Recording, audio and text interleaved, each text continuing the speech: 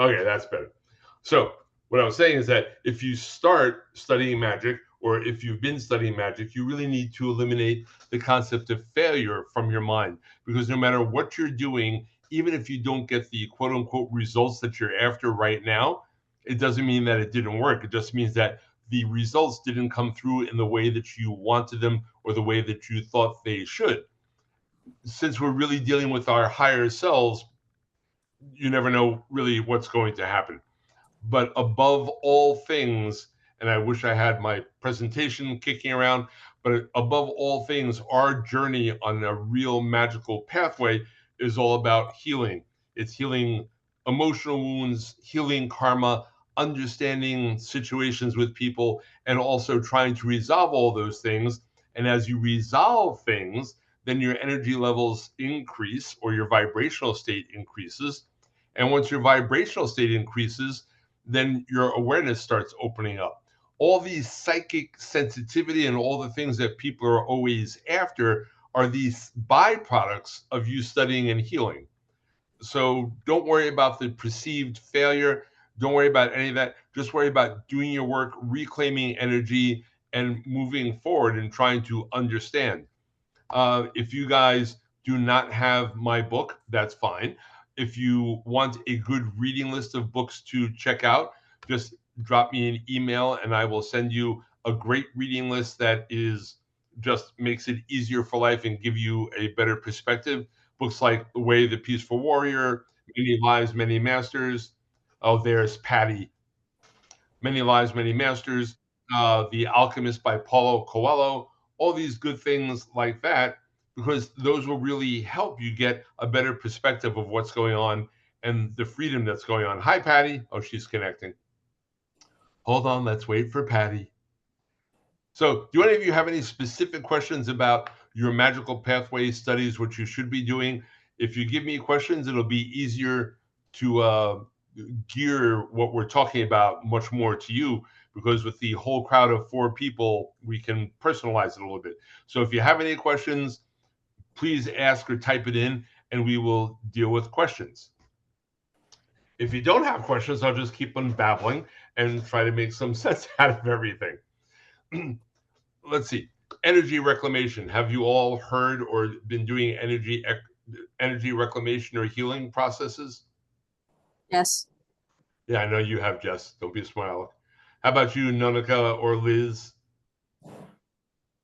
Whoop, I have. I just shut my sound off. Okay. So you have. Are you using my technique or other stuff? Probably other stuff because I don't have your books, but I do have the 2 books that you just mentioned from a Okay. lifetime ago. Okay. So again, if you email me at alexandernemo100@gmail.com, I'll be happy to send you those 2 chapters Mhm. on energy reclamation, because that's, to me, that is the crux of where magical study begins. It's beginning to heal and take back your energy. And also, since you can do those exercises and get results quickly, it proves to you that what you're doing is actually working. Okay, I got you, Liz. I hear you. That's actually working. So Liz is asking, can you give me some example of these techniques? Techniques for energy reclamation. A lot of my stuff is, let's talk about physical pain. If you fall off of your bicycle when you were 5 years old, you can go back and replay the incident, especially if you like get scraped knees, because we've all been there, done that. Literally play it back like a video, freeze frame it, and just as your knee is hitting the ground, you literally visualize a spark coming back out of the ground and back into you. That's reclaiming the energy, even if it was all those years ago when you were a kid.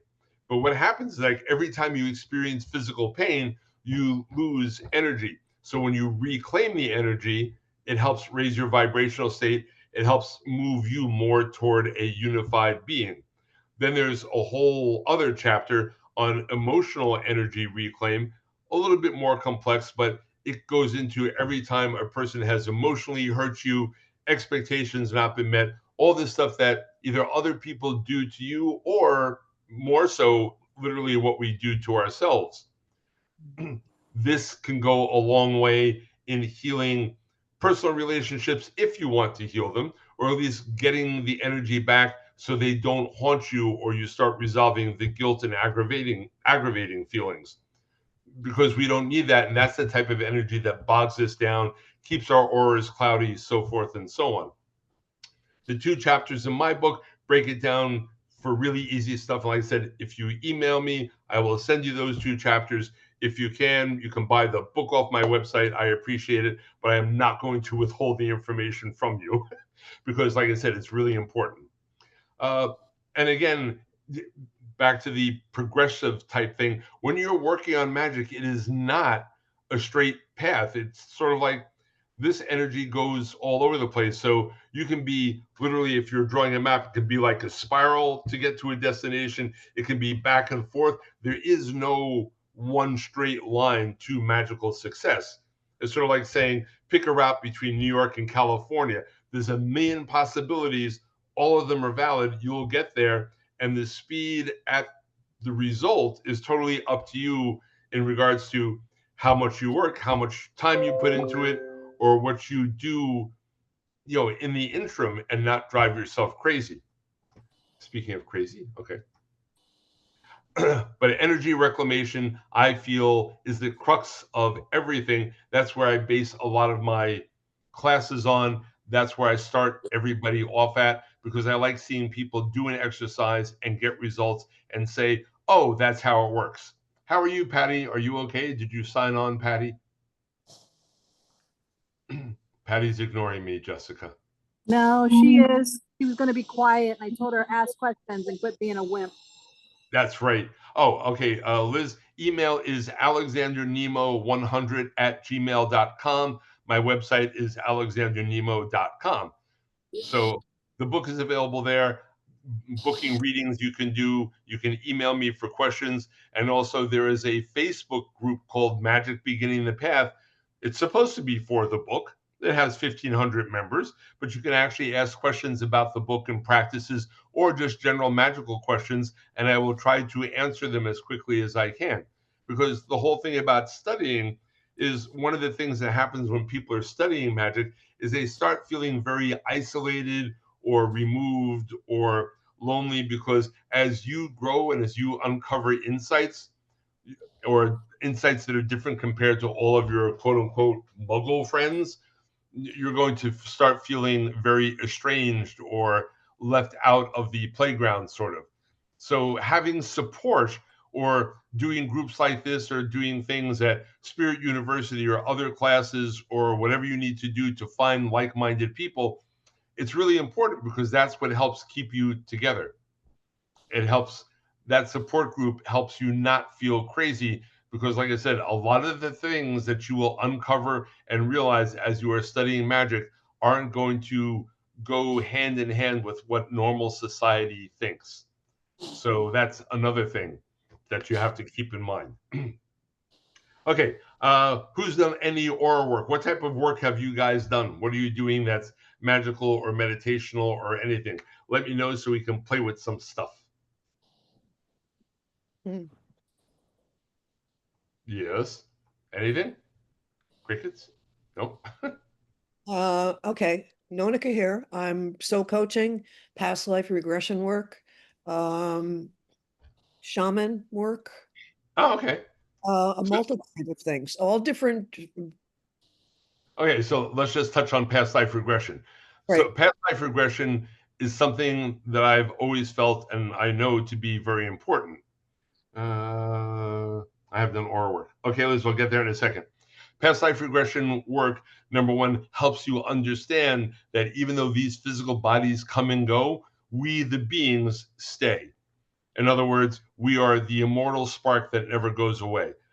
The sad part, or the down part of that, is actually forgetting or not being able to remember in between cycles, but that will stop, or that will lighten up as you progress along your pathway and as your vibrational state picks up. Past life regression is what I call tasting immortality. And if you can start wrapping your brain or your feelings or your thoughts around the fact that we do not really die, then this whole physical plane takes on a much different set of associations, or it's not as scary, or even better, it becomes less important as far as the things that are here. As someone said, I think it was that the Hindu guy, Sadhguru, he says that we come into life with nothing, we spend our whole lives trying to accumulate stuff, and then we leave with nothing again. If you can like think about that, it's very true. And what is the great rush for gathering all these physical things when internally people can really get hurt or devastated by what they have or don't have or what they're labeling as success?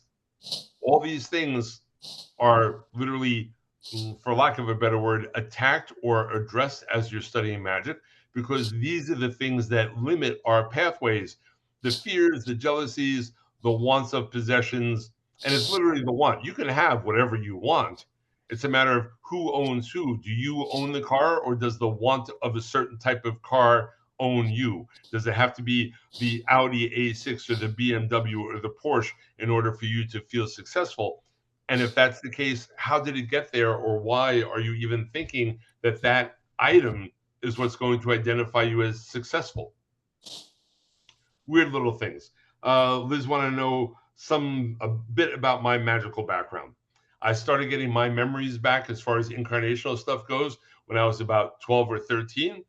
I literally grew up with a person who was a walking master who spoke 40 languages by memory by the time they were 5, and their parents only spoke English. I have studied Druidism, Golden Dawn, Western esoteric, a very esoteric, or not esoteric, sorry, eclectic background in all different types of magical stuff. I've been professionally reading for more than 40 years because I'm old.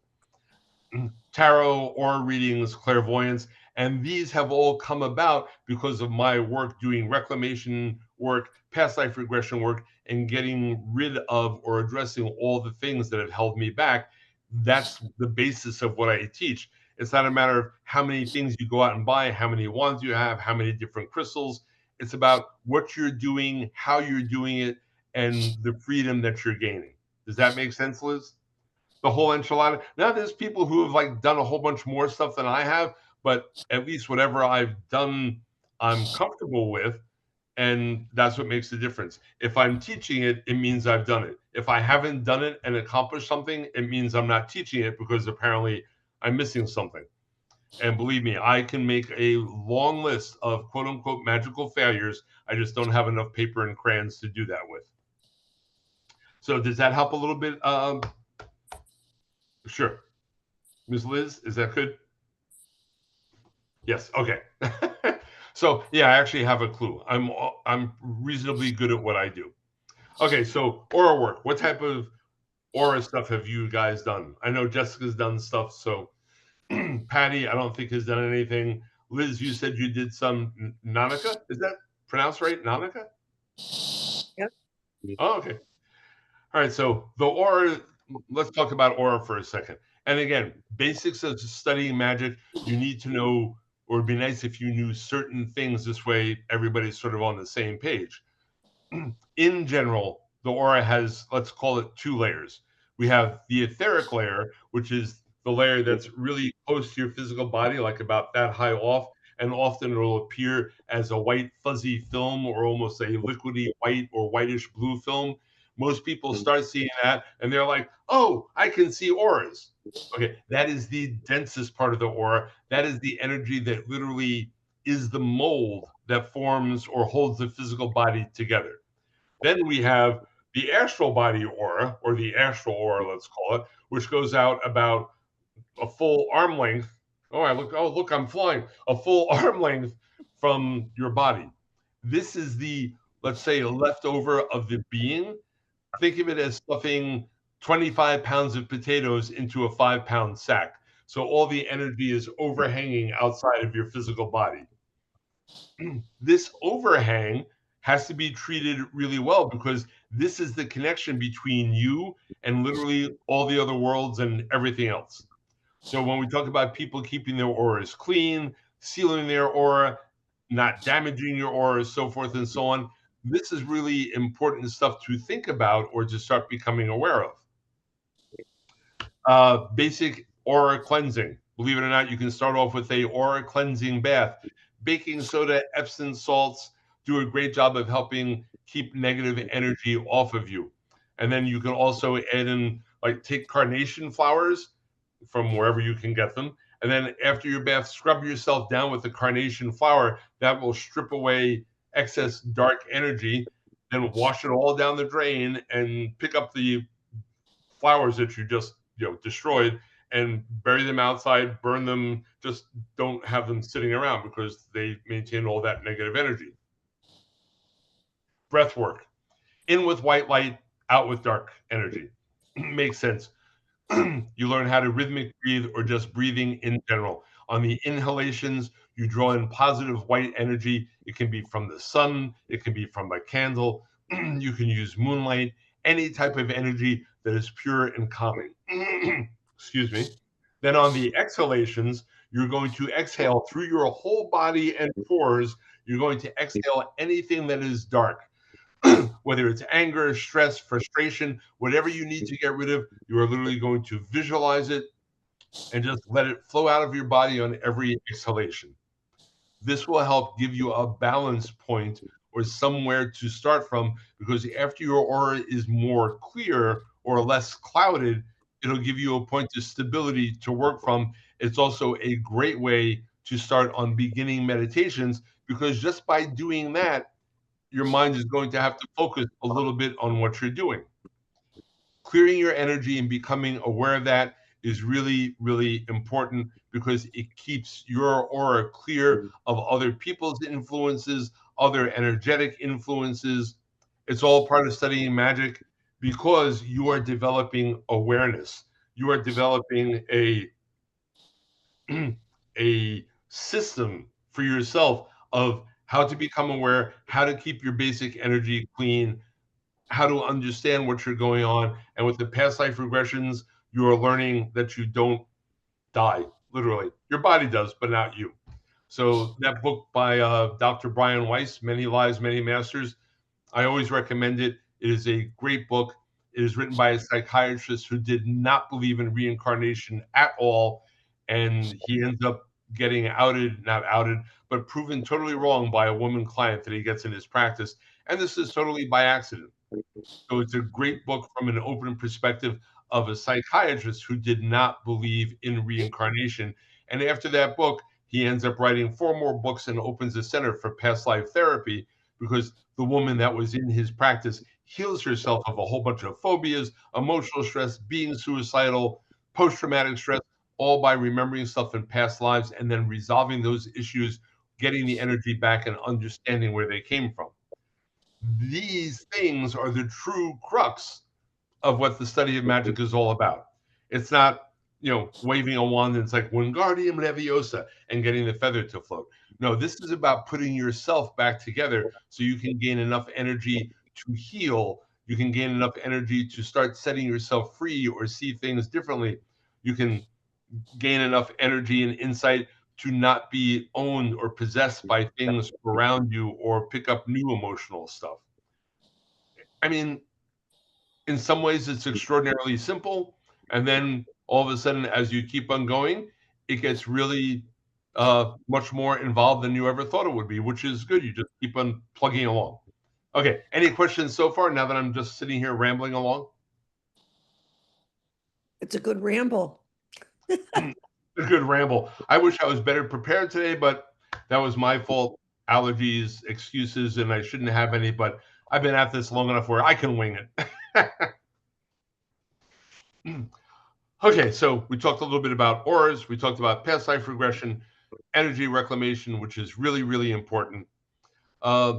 Whenever I do readings for people, if you do happen to go to psychics and things like that, some of the things that you want to keep in mind with psychics, because there's a lot of people out there that are very, what's the proper word?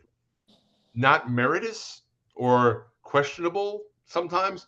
So when someone like me does a reading, I always try to give the person information about what has happened in their recent past that I can verify. That's number one. Number two, my job as a reader is to help people get out of their own way. A reader should not be telling you what you want to hear. A reader should be saying, the cards are showing me that here are the problems, or here are the things that you need or should be addressing. Here's some of the ways you can do it, or I'm seeing X, Y, and Z come up.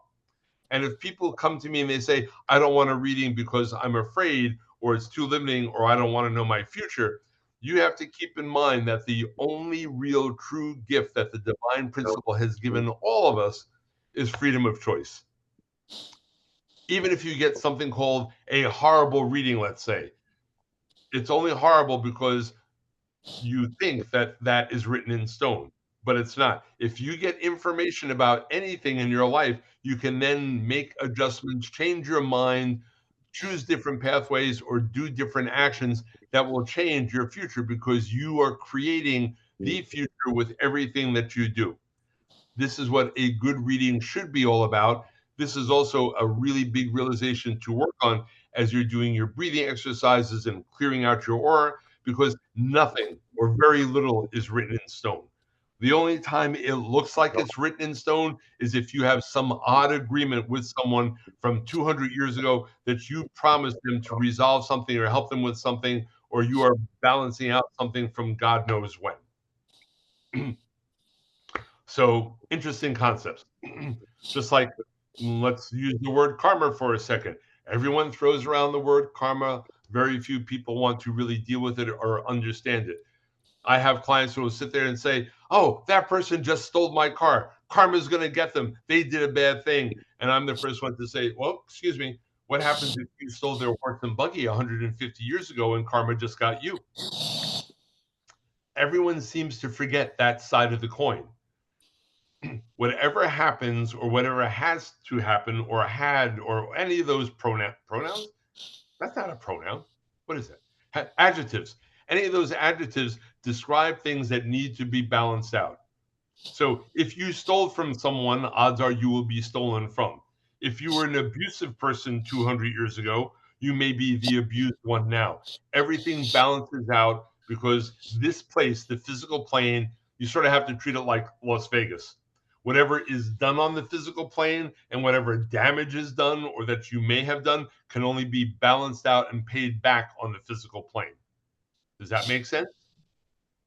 Yes. Yep. Yes. Okay, that was too good. We got 2 yeps. All right, close enough. And Patty's just like waving. No, I'm only kidding.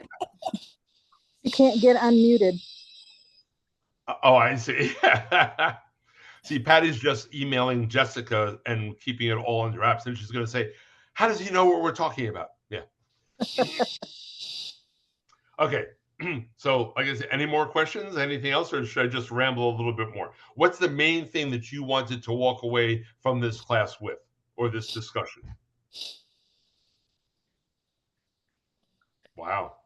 I will say I have no expectations, as I mentioned earlier. I just like learning new things, and you have given me some new information. Oh, So that's I'm good. grateful. Then that was successful. See that? I didn't even have to try hard. I'm learning to not have expectations so I don't get disappointed. That's also important, because okay, so you guys have all had tarot readings, correct? Yes. Probably. Okay. So let's look. Have you ever seen the 3 of Swords card? It's the one with the heart on it and the 3 swords stabbing through that heart. Yes. And a lot of people sit there and say, this is a card that represents heartbreak or tons of emotional pain. This is what an amateur tarot reader will tell you most of the time. However, after you've been reading for a little while, you understand that swords represent the element of air. The element of air is all about intellectual things, thought, how things are resolved. It's all about the thought process. So when you take that into account, and then you have the number 3, because it's a 3 of swords, which is manifestation, you start putting those things together, and then you look at the symbolism of the card. Usually one sword is really straight and going right through the heart in an absolutely straight line. This single sword represents valid emotional pain, but all emotional pain is caused by either expectations or wants. The other 2 swords are usually bent, twisted, or rusted and somehow deformed that are going to the other 2 sides of the heart. So when you really look at the symbolism, this card usually comes up and it insinuates that the person getting the reading has the ability to take something that is said or done around them. They can twist it into something that it is totally not true and then believe that that is true. Sort of like building a mountain out of a molehill. I'm reading this. Hold on. I have had contact with several magical organizations, but only one has been upfront about its true purpose. Why is this? It's going to sound horrible, and I don't know what organizations you've been in contact with, but what I always ask people in organizations, when organizations approach me, I'll ask them, so what is the goal of studying magic? Because if they don't have an answer, then there's a major problem. Because for me, the goal of studying magic isn't about power or manipulation or learning spells. It is about resolving the issues that lead you toward freedom. It is about you growing up. It is about the reestablishment of the connection to the higher self. Most magical organizations, or let's say most people who are trying to study magic and who have read lots of books on witchcraft or even the Golden Dawn, and the Golden Dawn is very upfront about the whole connection to the higher self. Most people don't want to hear about that, or they read over it or gloss over it as something that's not important. But your higher self is literally the part of you that is your divine aspect, your perfected divine aspect. The study of magic is all about that reconnection or getting back to that aspect. In order to reconnect with that divine principle in you, that means you have to clean up all the things that are stopping you from getting there. So that is pretty much why most organizations, most covens, most people studying with magic, if they haven't thought about that, if they don't have an answer for themselves, at least, as what is the goal or what should be the goal of studying magic, then that is a major problem, in my opinion. But what do I know? So that's a major thing. And the divine or your higher self isn't some external thing. It's you. It's part of you. This is your divine aspect. The reason it's normally so quiet is that we haven't cleared out enough of the garbage in order to reconnect with it consistently. Sometimes it comes through like sudden realms of inspiration or sudden thoughts or deja vu, or you have a dream that comes true or a warning, and that's your higher self possibly stepping in and saying, hey, look, here's something good for you. Now put it together and keep on going. Because most people will ignore the magical stuff that happens, and then they're like, that was just a coincidence, or nah, that's not important. And when you ignore it, then that pushes the higher self further away. Because the whole purpose is to stimulate that relationship, to stimulate that healing, to get to those types of connections. And then you have to sort of like pay attention. Among my people, we say we breathe what we know. It's like, in other words, after you know something and you've proven it to yourself, you can't get away from yourself. You're not answerable to anybody else. You're only answerable to you. And if you know you're doing something right, then that's great. If you know you're doing something wrong, then why are you doing it? Because then it gets back to willful ignorance, or what are you actually doing? So, yeah, and that's the problem with most amateur organizations, is most of them really do not have an answer for what is the goal of studying magic. Even though Aleister Crowley was an absolute crazy person, he was brilliant in a lot of ways. And he runs the gamut of being a drug addict and then writing a book all about telling magical people that are studying. He said, this is the stupidest thing I've ever done in my life, and I'm working on it. Don't do it. But at least he was honest about it. Because even the study of magic doesn't mean you're going to be perfect. You're going to come across stuff that you say, oh, I got it. This is figured out. I know that this thing or whatever I've just figured out is absolutely true. A year or 2 years from now, when you come back to that, you may say, wow, that wasn't right. And now I know that this is true. It doesn't mean that you're being held accountable for being wrong. It means that you grew out of that first notion. You've uncovered information or uncovered new insights that allowed you to move up. So don't worry about this right or wrong concept as long as you're always trying to grow. You're not being punished for being wrong when you're doing your best. You only get screwed up is when you ignore the new stuff and you say, oh, I can't do that because now I know better. So again, the concept of failure has to go. Those are all big things. That's like the crux of understanding that the pathway isn't direct. It doesn't go from point A to point B to point C to point D. Usually what happens is starts at for point A. If I'm really lucky, it'll just go to point B, but then a lot of times it goes to L23 and then back to C6 and then A2.5, Z5, M, O, then back to D. So the pathway is all over the place because everybody's incarnational background, everyone's experience, and everybody's unfolding and learning, or you can't even call it learning, everybody's remembering or unfolding process is totally different from everybody else's. The only thing a true magician can do is to provide tools for people to allow them to grow, experience, and to prove to themselves that what they're doing is true and has foundation and substance. The question, you were saying that as you learn, you realize you were wrong, or what you know today, it will be wrong tomorrow. Is it really that it's wrong, or is it just that it was right at the moment, but now you know something different? Right. It was right at the moment, and you understood it for what it was at the vibrational state you were at when you figure that out.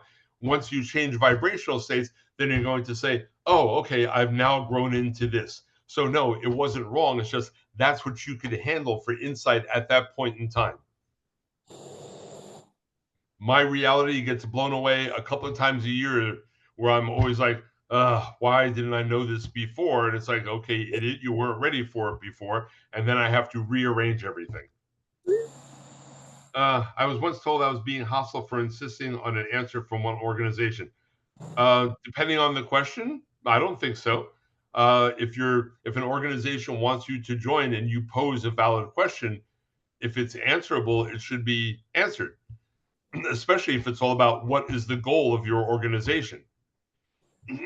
I mean, the old ones, the Golden Dawn used to give you an answer. The OTO used to give you answers about here's the goal. That was the question. Yeah, if they're not answering that, then there's a problem. And it's sort of like, if the words and actions don't match up, then run like hell. Because now they're trying to get you, no, you should just study for the sake of studying and believe what we tell you is true. Oh, hell no. I don't even do that to my students. My students get exercises. They do exercises, and then they come back with questions and insights that they got from their exercises and proof, and then move forward from there. I don't tell them what's right and wrong because I can't. Everyone is coming up with their truth. The only thing I can do is provide a foundation, structure, and after that, they keep on moving. I sort of look at it as like all the instruments or all the tools that you have, those are training wheels. Once you understand how they work, you can modify it, use them different ways, but the whole process is to gain that growth and that freedom and always to resolve the issues that are holding you back. If, for example, if people are always pissing you off about a certain thing, it's not that you're getting pissed off, but the question should be, why am I getting pissed off? What's the trigger? And then you have to reverse engineer it and literally resolve the issues that they keep on hitting on. That's the button. So sooner or later, if you work with that premise and you resolve the button and take it away, then no one can press your button anymore. Then you move on to the next button. And sometimes you'll be doing really great and you'll get rid of a whole bunch of buttons and then new ones pop up because you have now made room for the next level of stuff that has to work on. This is fine. We're not perfect. This is an ongoing process. When people come to me and they say, they're in me and say, oh, this is my last incarnation. I just want to know what's going on because I don't have to come back anymore. And then I'll look at them really seriously and say, okay, will you please walk through the wall? I can't do that. Then it's not your last incarnation. Because if you haven't overcome the illusion that the wall is solid and understand truly that the wall isn't solid, and you've disconnected yourself from this illusion that we've all created, then it's not your last incarnation. And the reason I know this is true is my friend that I grew up with, I watched him pass through a flagstone building and say, ta-da, just like that. I'm like, show off. So I know, I wish I could say that this is my last cycle. Yeah, ain't happening. I'm sure I have quite a few more. But that's okay. We're immortal. I got time. We're not going to run out of time. If there's anything we have, is plenty of time. Even if this planet goes bye-bye, there's a billion other planets that we can go and inhabit. We are not limited to this one place. So far, so good. Who else has a question? Anything? Thank you, Liz. You've been very productive with questions and good things. Anyone else have anything they want to throw in? Nope. I'm trying to think of stuff that I forgot. So, Tanya, what did I forget? What was the difference between C and K magic? Because you said the purpose. Oh, very good. One is which? Okay. The difference between magic spelt with a K and magic spelt with a C. Magic spelt with a C alludes to sleight of hand, misrepresentation, illusion. It's stage magic. Magic with a C is stage magic. When you spell magic with a K, Magick, that is the real stuff. That is the ability to alter consciousness. That is the system of growth, the system of psychic development, so forth and so on. Magic with the K is the real magic, where magic with the C is stage illusion, tricks, the man behind the mirror, all that type of stuff.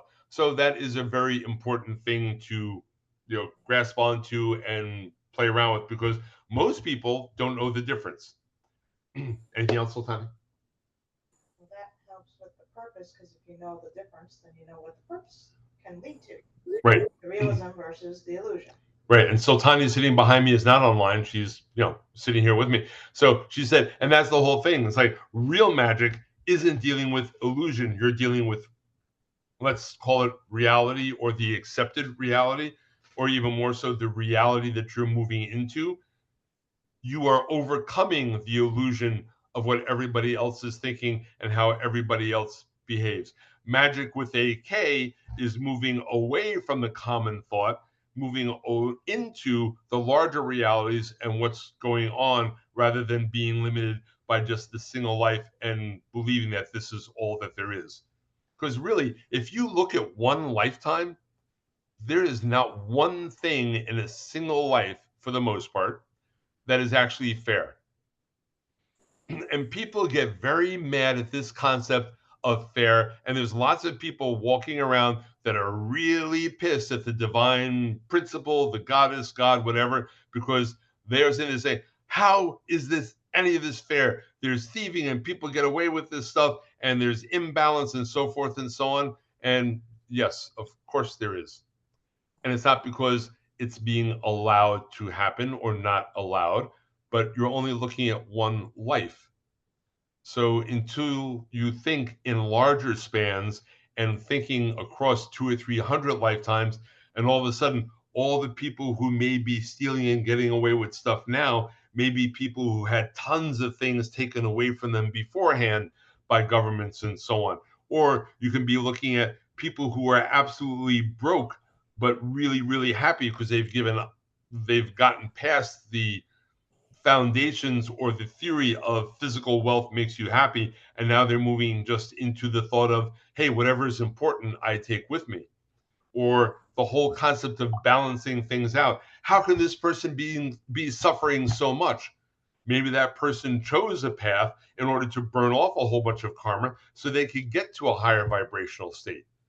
So this whole concept of judgment and unfairness on a physical plane in one cycle, yes, it absolutely exists, and it doesn't go away until you start looking at the bigger picture. And I just lost the other, right? Life is not about being fair. No, it's about moving forward and growing, resolving the stuff that's holding you back, finding your new horizons and the new possibilities that you didn't realize that were there before. The divine principle, or all the different God forms, pagans do not ask them to do anything for them.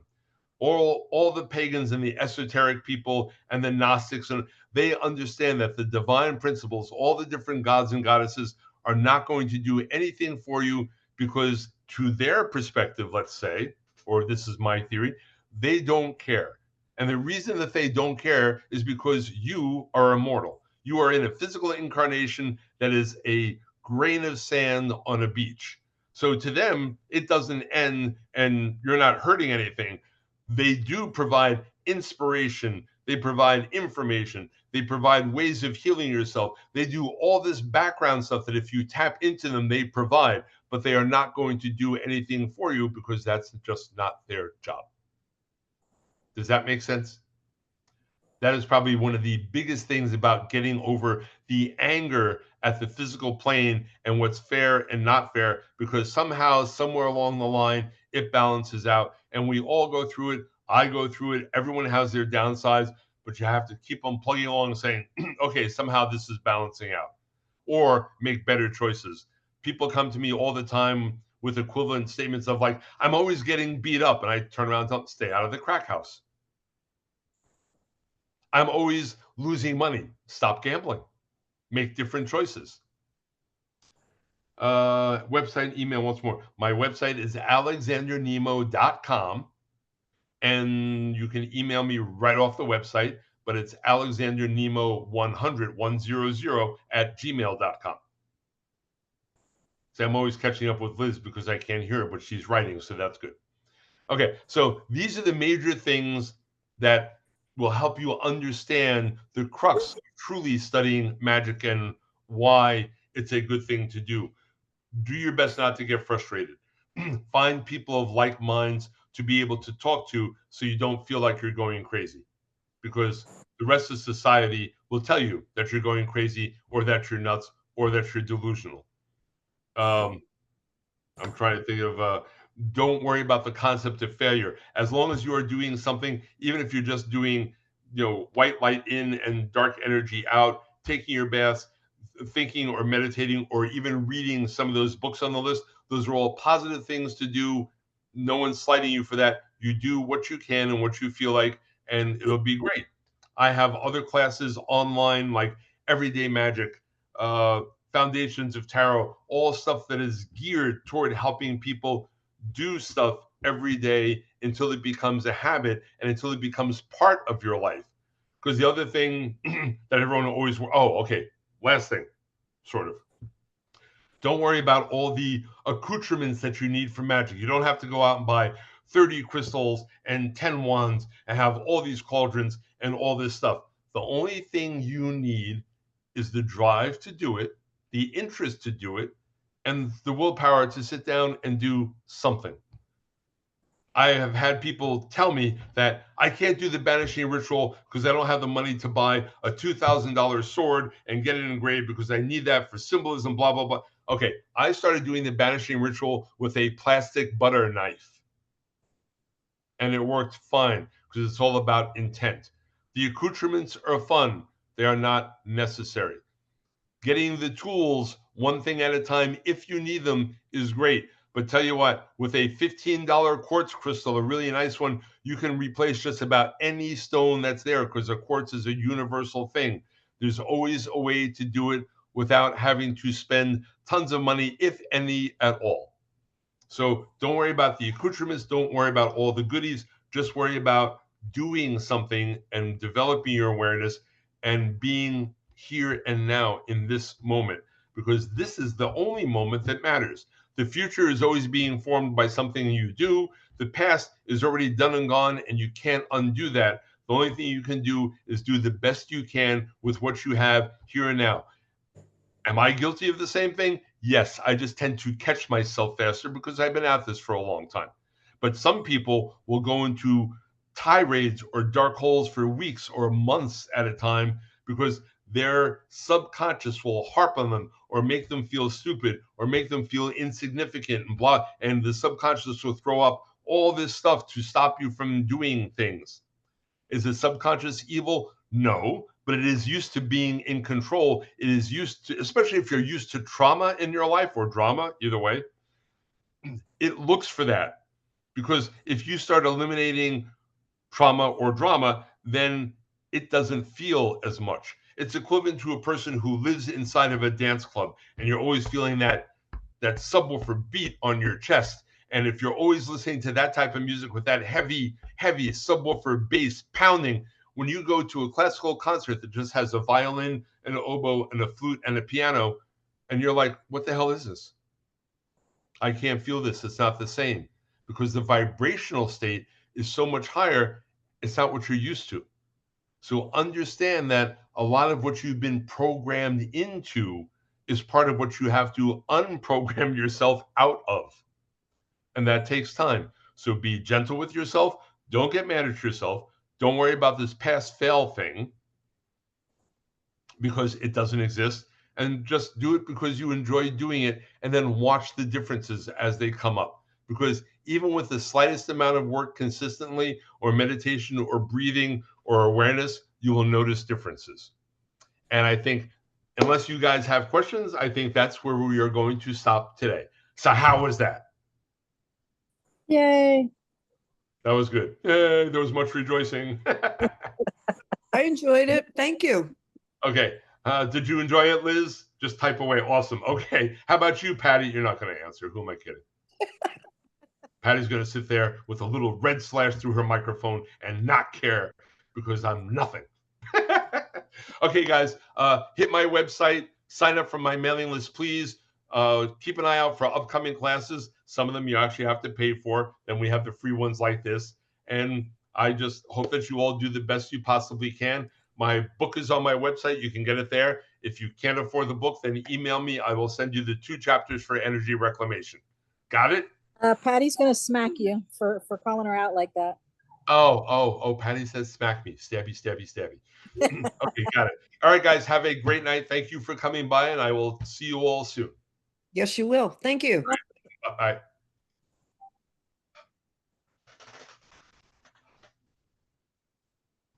It's off. Oh, I didn't end it.